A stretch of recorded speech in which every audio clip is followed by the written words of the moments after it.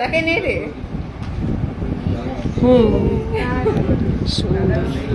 আর এটা দেখি এটা কিভাবে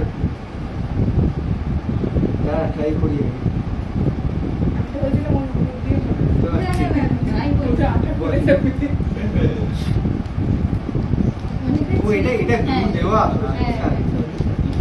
আমি ভাবি দাদা না মানে যাতে না ছিঁড়ে খোলা যায় সেই চেষ্টা করছিল।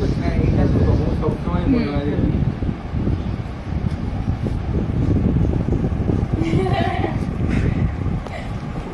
চিঠি আছে, এটা চিঠি আছে, এটা থাকে। আচ্ছা এটাই পরে করবো, এটা রাখা থাকবে। পরে করবো নাকি এখন করবো? তোমার ইচ্ছা।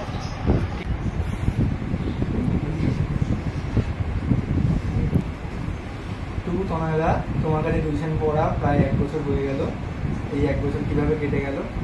আড্ডা, গল্প, গান সব ছিল, কিন্তু সবকিছুর মাঝে তুমি পড়াটা ঠিক আদায় করে নিতে।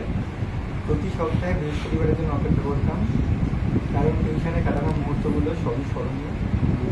তোমার কাছে শুটিংয়ের এছাড়াও আরও নানা ধরনের গল্প শুনতে খুব ভালো লাগছে, কিন্তু এইসব কিছু মিস করবো ভেবে খারাপ লাগছে।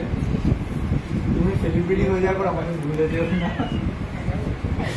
অনেক ভালোবাসা দেয়, তুমি আরো ভালো ভালো কাজ করো। মানে সেলিব্রিটি হওয়ার চেষ্টা করলে ভুলে যাও না না। হ্যাঁ, এটা খুব টাচি একটা। আর সত্যি কথা বলতে তোদের সাথেও এত কম টাইম স্পেন্ড করলাম, ইভেনচুয়ালি ওদের সাথে তো আরো কম বছর। তোদের সাথে থেকে কত মাস হলো? 3 মাস, 3.5 মাস। আমার বোধহয় 3.5 মাস, ওদের 3 মাস। হ্যাঁ ওদের একটু কম। মানে এত কম কিন্তু এত ভালো একটা কানেক্টিভিটি তৈরি হয়ে গেছে। তো এটা সবসময় হয় না সবার সাথে, এটা ঠিক মানে ভালো লাগে। আর একটা ব্যাচ শেষ হয়ে যায়, কিন্তু এই জিনিসগুলো লিটারালি বলতে গেলে যে পড়ায় সেগুলো মিস করে, ইভেনচুয়ালি যারা পড়তেছে তারা খুব মিস করে। আর সবার সঙ্গে তো এই কানেক্টিভিটিটা হয় না। একদমই।